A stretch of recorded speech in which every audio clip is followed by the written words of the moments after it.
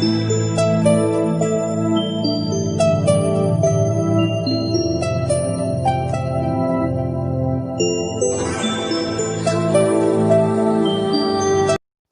दोस्तों, welcome to study with smartness. I hope कि आप जहां भी होंगे स्वस्थ एवं सुरक्षित होंगे। दोस्तों, इसी आशा के साथ चलिए स्टार्ट करते हैं आज का वीडियो। और आज की वीडियो में हम बात करने वाले हैं इतिहास के कुछ इम्पॉर्टेंट क्वेश्चंस के बारे में, जो कि हैं बहुत ही ज़्यादा इम्पॉर्टेंट आपके एग्जाम्स के लिए। दोस्तों, आपको सभी क्वेश्चंस को ध्यान से देखना है और पूरा वीडियो लास्ट तक देखना है, जिससे कि आपको सभी क्वेश्चंस इसी वीडियो में याद हो जाएंगे। ठीक है, तो दोस्तों चलिए स्टार्ट करते हैं। लेकिन उससे पहले दोस्तों, अगर आपने हमारे चैनल को अभी तक सब्सक्राइब नहीं किया है तो प्लीज़ चैनल को सब्सक्राइब कर लीजिए और बेल आइकन भी प्रेस कर लीजिए, जिससे कि आपको आने वाली वीडियोस की नोटिफिकेशन टाइम पर मिलती रहेगी। ठीक है, तो चलिए स्टार्ट करते हैं। आपका पहला क्वेश्चन है कि विक्रमपुरी और विजयपुरी किस राजा की राजधानियाँ थी। दोस्तों, विक्रमपुरी और विजयपुरी किस राजा की राजधानियाँ थी। ऑप्शन है सामंत सेन, विजय सेन, गोविंद पाल या फिर जयपाल। तो यहाँ पे जो राइट आंसर है ऑप्शन नंबर बी है, विजय सेन। दोस्तों, विजय से विजयपुरी और विजय से ही विक्रम, तो आपको याद रखना है विक्रम विजय। तो विजय सेन की राजधानी थे दोस्तों विक्रमपुरी और विजयपुरी। ठीक है, जो कि यह सेन वंशी राजा था, और जो सेन वंश है दोस्तों आपका बंगाल का एक राजवंश था। और यह दोस्तों पाल वंश के बाद वहाँ पर इसका वर्चस्व स्थापित हुआ था। तो आपको याद रखना है कि विक्रमपुरी और विजयपुरी विजय सेन की राजधानियाँ थी। ठीक है, अब नेक्स्ट क्वेश्चन देखते हैं। नेक्स्ट क्वेश्चन है कि गढ़वाल वंश की स्थापना किसने की। दोस्तों, गढ़वाल वंश की स्थापना किसने की। ऑप्शन है चंद्रदेव, गोविंद चंद्र, जयचंद या फिर विपुल चंद। तो यहाँ पे जो आपका ऑप्शन है राइट ऑप्शन, ऑप्शन नंबर ए है दोस्तों, चंद्रदेव ने। गढ़वाल वंश की स्थापना चंद्रदेव ने की थी दोस्तों 1090 ईस्वी में। और यह कन्नौज का राजवंश था गढ़वाल वंश, जिसकी स्थापना की थी चंद्रदेव ने 1090 ईस्वी में। और दोस्तों, इस वंश के जो महान शासक की बात की जाए तो वह महान शासक था गोविंद चंद, क्योंकि दोस्तों इसके टाइम पर गढ़वाल वंश का बहुत ही ज़्यादा विस्तार हुआ था। इसका जो टाइम पीरियड था 1114 से लेकर 1154 के बीच में। दोस्तों, इस टाइम पर गोविंद चंद ने गढ़वाल वंश का बहुत ही ज़्यादा विस्तार किया था और यही इसका सबसे महान शासक हुआ। ठीक है, यदि बात की जाए गढ़वाल वंश के अंतिम शासक की तो दोस्तों वह हुआ जयचंद। दोस्तों, जयचंद गढ़वाल वंश का अंतिम शासक था, जिसकी हत्या मोहम्मद गौरी ने 1194 में चंदावर के युद्ध में की थी। दोस्तों, यह वही जयचंद है जिसने तराइन के युद्ध में पृथ्वीराज चौहान को हराने के लिए मोहम्मद गौरी को हेल्प की थी। ठीक है, और बाद में मोहम्मद गौरी ने इसको ही हरा दिया था और इसकी हत्या कर दी थी। तो आपको याद रखना दोस्तों कि गढ़वाल वंश की स्थापना चंद्रदेव ने की थी। चलिए अब नेक्स्ट क्वेश्चन देखते हैं। नेक्स्ट है कि जयचंद किस युद्ध में लड़ते हुए मारा गया। दोस्तों, मैंने आपको अभी बताया कि जयचंद किस युद्ध में लड़ते हुए मारा गया। तो ऑप्शन है तराइन के प्रथम युद्ध में, तराइन के द्वितीय युद्ध में या फिर चंदावर के युद्ध में, इनमें से कोई नहीं। तो दोस्तों, यहाँ पे जो आपका राइट आंसर है ऑप्शन नंबर सी है, चंदावर के युद्ध में। दोस्तों, जयचंद 1194 में चंदावर के युद्ध में मारा गया था। और इसको किसने मारा था। तो दोस्तों, इसको मोहम्मद गौरी ने मारा था। मोहम्मद गौरी ने जो अन्य दो युद्ध दिए हैं दोस्तों, तराइन का प्रथम युद्ध, तराइन का प्रथम युद्ध दोस्तों यह 1191 में हुआ था मोहम्मद गौरी और पृथ्वीराज चौहान के बीच में, जिसमें दोस्तों पृथ्वीराज चौहान ने मोहम्मद गौरी को हरा दिया था। लेकिन जो द्वितीय युद्ध हुआ था तराइन का द्वितीय युद्ध, इसमें जो जयचंद है इसने मोहम्मद गौरी की हेल्प की थी। इसकी हेल्प की वजह से ही जो मोहम्मद गौरी था उसने पृथ्वीराज चौहान को हरा दिया था सेकंड युद्ध में। और उसके बाद ही दोस्तों 1194 में मोहम्मद गौरी ने जयचंद को भी हरा दिया। ठीक है, तो आपको याद रखना है कि जयचंद किस युद्ध में लड़ते हुए मारा गया। तो ऑप्शन नंबर सी, चंदावर के युद्ध में। अब नेक्स्ट क्वेश्चन देख लेते हैं। नेक्स्ट है कि पेशवा बाजीराव ने किस राजपूत राजा की मदद की थी। दोस्तों, पेशवा बाजीराव ने किस राजपूत राजा की मदद की थी। तो ऑप्शन है छत्रसाल, सवाई जयसिंह, जयसिंह या फिर इनमें से कोई नहीं। तो यहाँ पे जो आपका राइट आंसर दोस्तों ऑप्शन नंबर ए है, छत्रसाल। पेशवा बाजीराव ने छत्रसाल की मदद की थी दोस्तों बंगस खान के खिलाफ। और दोस्तों यदि बात की जाए कि बंगस खान कौन था, तो दोस्तों बंगस खान एक मुगलों का सेनापति था। ठीक है, जिसको हराने में मदद की थी पेशवा बाजीराव ने। और उस युद्ध में बंगस खान हार गया था और वापस लौट गया था। ठीक है, चलिए नेक्स्ट क्वेश्चन देखते हैं। नेक्स्ट है कि श्री हर्ष किसके दरबारी कवि थे। दोस्तों श्रीहर्ष किसके दरबारी कवि थे? ऑप्शन है गोविंद चंद, जयचंद, मिहिर भोज या फिर इनमें से कोई नहीं। तो यहाँ पे जो आपका राइट आंसर है दोस्तों Shriharsh, option number B, Jaichand के दरबारी कवि थे। ठीक है, आपको नाम याद रखना है, जयचंद के दरबारी कवि थे श्रीहर्ष। अब नेक्स्ट क्वेश्चन देखते हैं। नेक्स्ट दोस्तों कि राजशेखर किस गुर्जर प्रतिहार वंशी राजा के दरबारी कवि थे?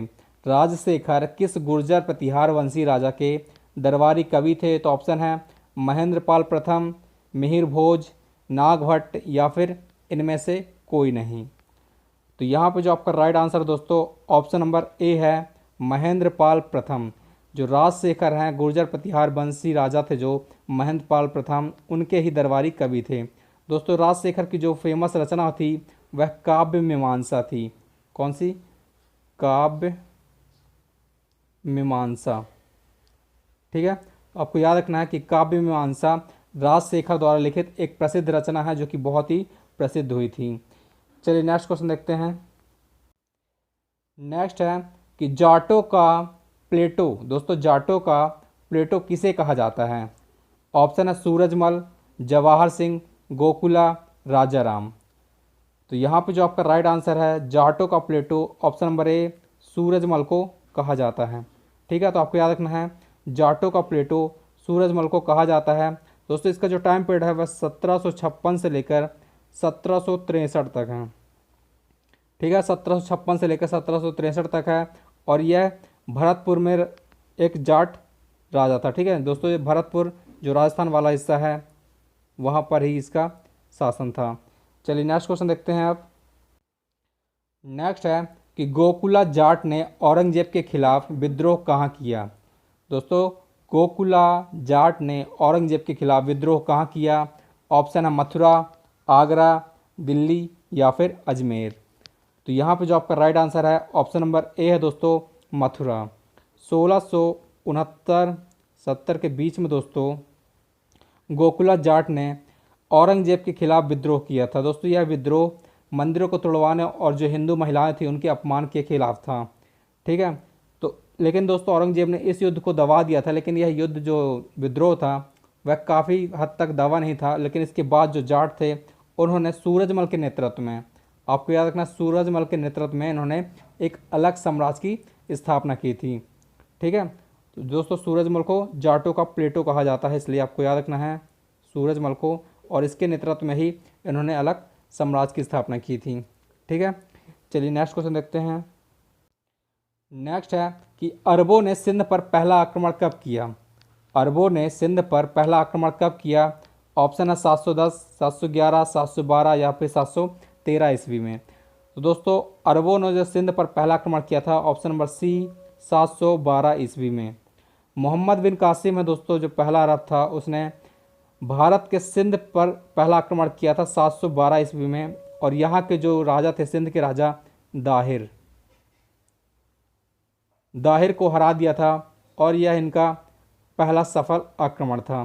ठीक है, तो आपको याद रखना है 711 ईस्वी में मोहम्मद बिन कासिम ने पहला आक्रमण किया था। चलिए नेक्स्ट क्वेश्चन देख लेते हैं। नेक्स्ट है कि तारीख़ फिरोज शाही, दोस्तों तारीख़ फिरोज शाही की रचना किसने की है? तो ऑप्शन है जियाउद्दीन बरनी, फिरोज शाह तुगलक, मोहम्मद बिन तुगलक या फिर इनमें से कोई नहीं।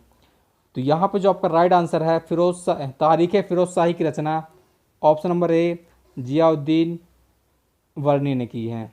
ठीक है, जियाउद्दीन बरनी ने की है। दोस्तों जो तारीख़ फिरोज शाही है यह मुख्यतः फिरोज शाह तुगलक और मोहम्मद बिन तुगलक के जीवन के बारे में जानकारी से संबंधित है। आपको याद रखना है फिरोज शाह तुगलक और मोहम्मद बिन तुगलक के बारे में ही जानकारी मिलती है तारीख़ फिरोज शाही में। ठीक है, नेक्स्ट क्वेश्चन देखते हैं अब। नेक्स्ट है कि पद्मावत की रचना किसने की है? दोस्तों पद्मावत की रचना किसने की है? तो ऑप्शन है मलिक मोहम्मद जायसी ने, अबुल फजल ने, रहीम दास ने या फिर इनमें से कोई नहीं। तो यहाँ पे जो आपका राइट आंसर है दोस्तों पद्मावत की रचना option number A Malik Muhammad Jayasi ने की है। मोहम्मद जायसी ने की है दोस्तों पद्मावत की रचना, और पद्मावत में रानी पद्मिनी की सुंदरता और दोस्तों उनके जौहर के बारे में वर्णन किया गया है। दोस्तों आपने इसकी मूवी भी देखी होगी पद्मावत, उसमें आपने देखा होगा दीपिका पादुकोण जो है रानी पद्मिनी का रोल उसमें निभा रही हैं। तो वही पद्मावत इसी पे बेस्ड हैं। ठीक है, तो आपको याद रखना है इसकी जो पद्मावत की रचना की थी मलिक मोहम्मद जायसी ने की थी 1540 में। दोस्तों 1540 में शेर शाह सूरी के टाइम पर इन्होंने पद्मावत की रचना की है। कई बार क्वेश्चन पूछा गया है कि जो पद्मावत की रचना हुई थी वह किसके टाइम पर हुई थी, तो आपको याद रखना है शेर शाह सूरी के। चलिए नेक्स्ट क्वेश्चन देखते हैं। नेक्स्ट है कि किताब ए रहला, दोस्तों किताब ए रहला की रचना किसने की है, तो ऑप्शन है इब्न बतूता, अबुल फजल, अब्दुल रहीम खान खाना, इनमें से कोई नहीं। दोस्तों इंपॉर्टेंट बुक है रहला। दोस्तों यह एग्जाम में कई बार पूछी गई है कि रहला किस लेखक कौन है या फिर रहला किसके द्वारा लिखी गई है। तो यहाँ पे जो आपका राइट आंसर है ऑप्शन नंबर ए है दोस्तों, इब्न बतूता। दोस्तों इब्न बतूता है जो उसने ही अपनी जो यात्रा का वर्णन रहला नामक पुस्तक में किया है। ठीक है दोस्तों, यह मोरक्को का रहने वाला था, मोरक्को से ही आया था। यह मोहम्मद बिन तुगलक के टाइम पर आया था। दोस्तों कई बार पूछा गया क्वेश्चन है कि जो इब्न बतूता है वह किसके टाइम पर भारत में आया था, तो वह मोहम्मद बिन तुगलक के टाइम पर भारत में आया था। दोस्तों इसने 8 वर्ष तक दिल्ली के काजी के पद पर भी कार्य किया था। ठीक है, दिल्ली के काजी के पद पर। तो आपको याद रखना है जो रहला नामक पुस्तक है उसके रचयिता इब्न बतूता हैं। नेक्स्ट क्वेश्चन देखते हैं। नेक्स्ट है कि साइबेरिया के सारस और डोडो की चित्र किस मुगल चित्रकार ने बनवाई। दोस्तों साइबेरिया के सारस और डोडो की चित्र किस मुगल चित्रकार ने बनवाई, तो ऑप्शन है अबू अल हसन, बिसनदास, फर्रुख बेग, उस्ताद मंसूर। तो यहाँ पे जो आपका राइट आंसर दोस्तों ऑप्शन नंबर डी है, जो कि है उस्ताद मंसूर। उस्ताद मंसूर ने ही साइबेरिया के सारस और डोडो के चित्र का बनवाया था। और दोस्तों यह मुगल चित्रकार था उस्ताद मंसूर। ठीक है दोस्तों, इसने अकबर के जो आखिरी टाइम थे, अकबर के जो आखिरी वर्ष थे उस टाइम पर इसने अपनी चित्रकारी शुरू की थी। लेकिन दोस्तों इसने जो अपना मुख्य काम किया वह जहांगीर के टाइम पर किया। ठीक है, तो इसलिए दोस्तों जहांगीर के जो काल था वह मुगल काल का चित्रकला का स्वर्ण काल कहा जाता है। चित्रकला का स्वर्ण काल कहा जाता है दोस्तों मुगलों का जहांगीर के काल को। ठीक है, और दोस्तों जो वास्तुकला का स्वर्ण काल कहते हैं वह शाहजहाँ के काल को कहते हैं। तो आपको याद रखना है कि जो साइबेरिया के सारस और डोडो की चित्र बनवाई थी वह उस्ताद मंसूर ने बनवाई थी। ठीक है, नेक्स्ट क्वेश्चन देखते हैं आप। नेक्स्ट है कि राष्ट्रकूट वंश की स्थापना किसने की। दोस्तों राष्ट्रकूट वंश की स्थापना किसने की, तो ऑप्शन है दंती दुर्ग, कृष्ण प्रथम, इंद्रद्युति या फिर इनमें से कोई नहीं। तो यहाँ पे जो आपका राइट आंसर है राष्ट्रकूट वंश की स्थापना ऑप्शन नंबर ए दंती दुर्ग ने की थी दोस्तों 8वीं सदी में। 8वीं सदी में दोस्तों राष्ट्रकूट वंश की स्थापना दंती दुर्ग के द्वारा की गई थी। नेक्स्ट क्वेश्चन देखते हैं। नेक्स्ट दोस्तों संगम काल में पिल्लई शब्द किसके लिए प्रयोग होता था। संगम काल में पिल्लई शब्द किसके लिए प्रयोग होता था, ऑप्शन है छात्र, शिक्षक, पुजारी या फिर लेखक। तो यहाँ पे जो आपका राइट आंसर है दोस्तों ऑप्शन नंबर ए है छात्र। दोस्तों संगम काल जो है उसमें तमिलनाडु का प्रमुख काल था, तमिलनाडु का प्रमुख काल था दोस्तों, और उसमें जो पिल्लई शब्द है वह आपका छात्र के लिए प्रयोग होता था। ठीक है, तो आपको याद रखना है पिल्लई मतलब छात्र। नेक्स्ट क्वेश्चन देखते हैं।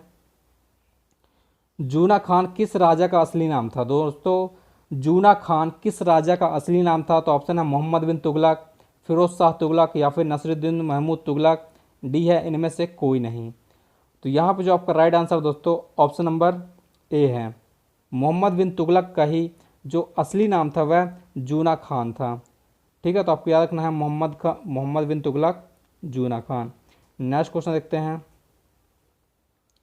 नेक्स्ट है दोस्तों कि गाजी मलिक ने किस वंश की स्थापना की थी। गाजी मलिक ने किस वंश की स्थापना की, तो ऑप्शन है खिलजी वंश, तुगलक वंश, सैयद वंश या फिर इनमें से कोई नहीं। तो यहाँ पे जो आपका राइट आंसर दोस्तों ऑप्शन नंबर बी है तुगलक वंश।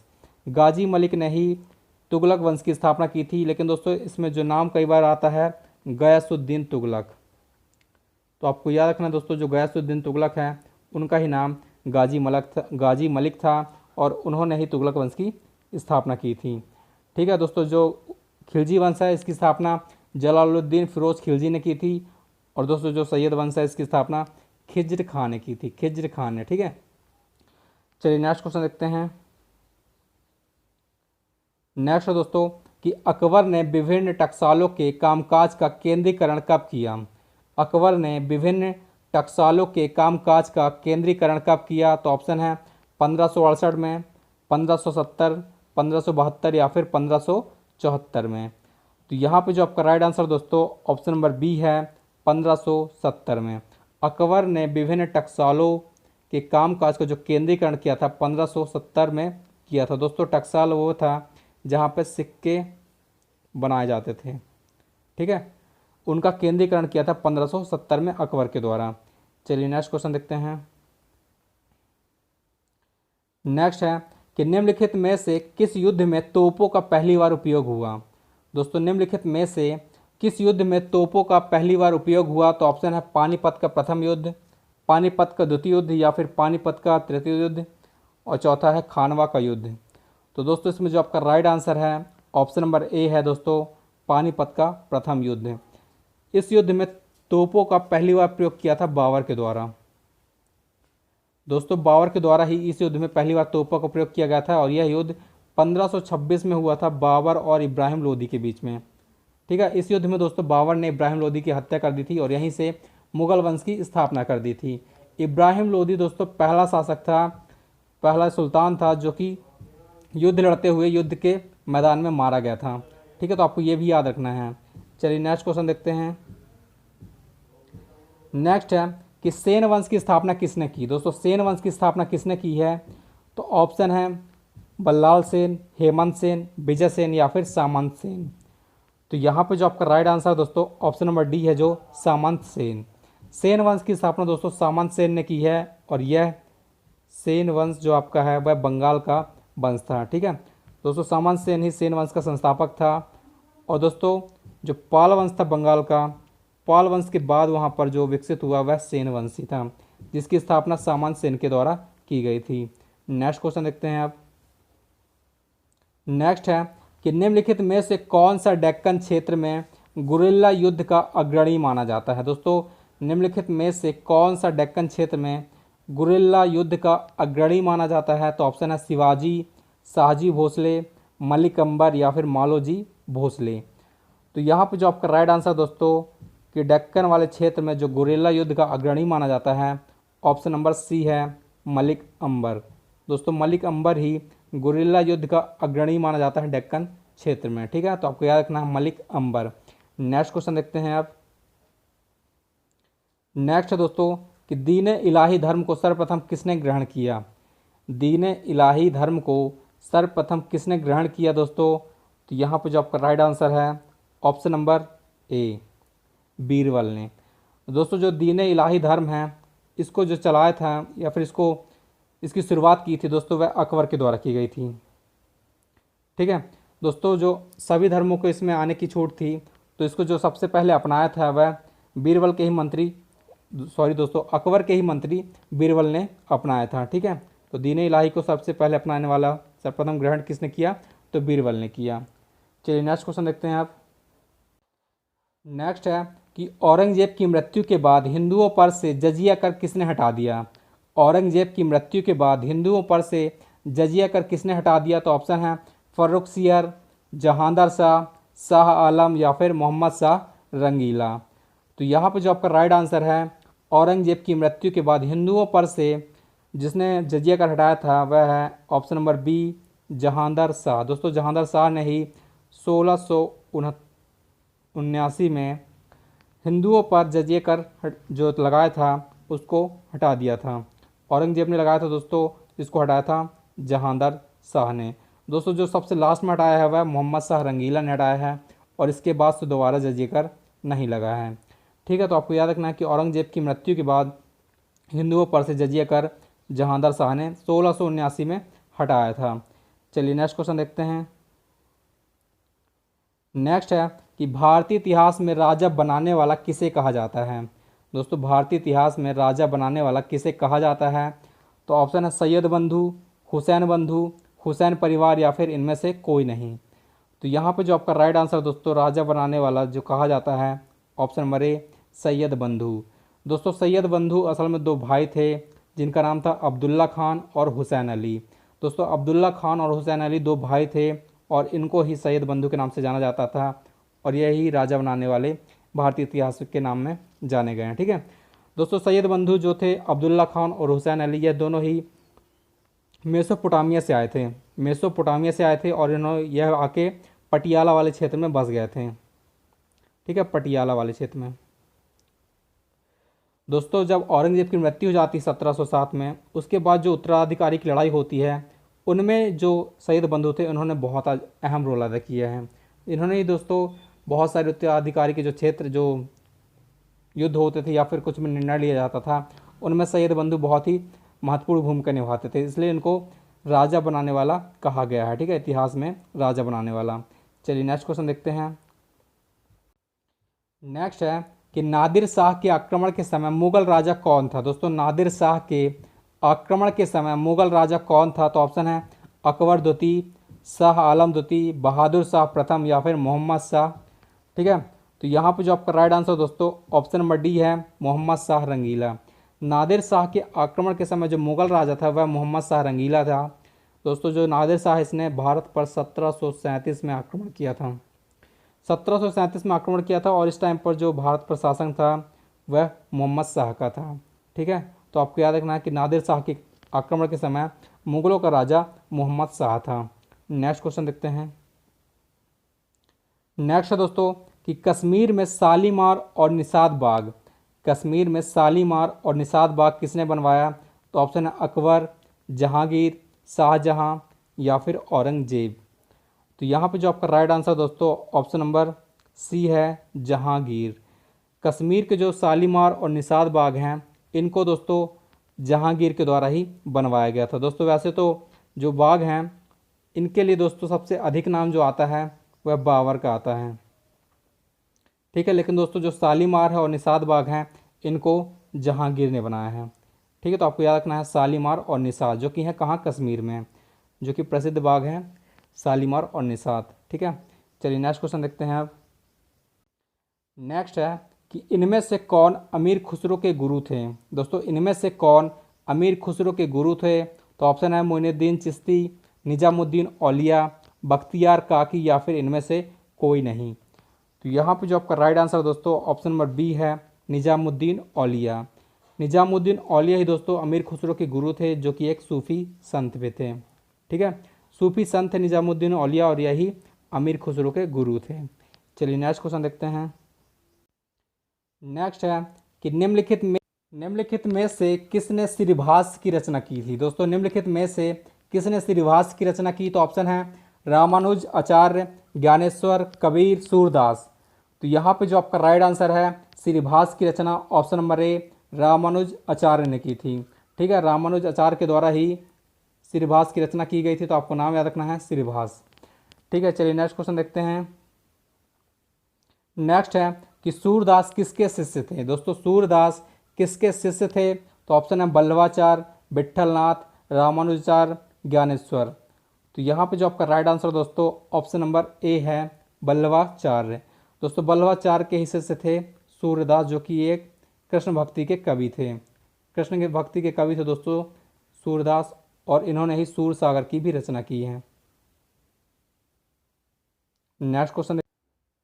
नेक्स्ट है कृष्णदेव राय ने कहाँ के प्रसिद्ध मंदिर का निर्माण कराया। दोस्तों कृष्णदेव राय ने कहाँ के प्रसिद्ध मंदिर का निर्माण कराया? तो ऑप्शन है हम्पी, हजारा, बेलगाम या फिर इनमें से कोई नहीं।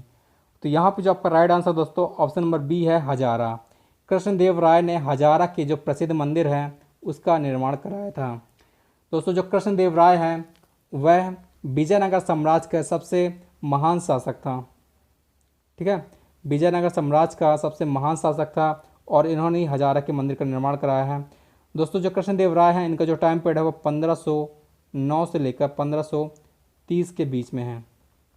ठीक है दोस्तों, इनको बाबर के समकालीन माना जाता है, क्योंकि दोस्तों बाबर की मृत्यु भी 1530 में हुई थी। और दोस्तों ऐसा कहा जाता है कि जो बाबर को पानीपत के प्रथम युद्ध में जब उन्होंने तोपों को पहली बार इस्तेमाल किया था तो उनको जो तोपें प्रोवाइड की गई थी वह कृष्णदेव राय के द्वारा ही प्रोवाइड की गई थी। ठीक है, तो आपको याद रखना है कि कृष्णदेव राय ने कहाँ के मंदिर का निर्माण करवाया था? तो आपका हजारा के मंदिर का निर्माण कराया था। ठीक है, तो दोस्तों ये रहे आज के आपके टॉप 30 क्वेश्चंस। आई होप कि आपको वीडियो अच्छा लगा हो। और दोस्तों अगर आपको वीडियो अच्छा लगा है, आपको क्वेश्चन पसंद आया है, तो प्लीज़ चैनल को लाइक एंड सब्सक्राइब करना ना भूलिएगा। तो दोस्तों थैंक्स फॉर वॉचिंग। चलिए मिलते हैं नेक्स्ट वीडियो में, तब तक के लिए धन्यवाद।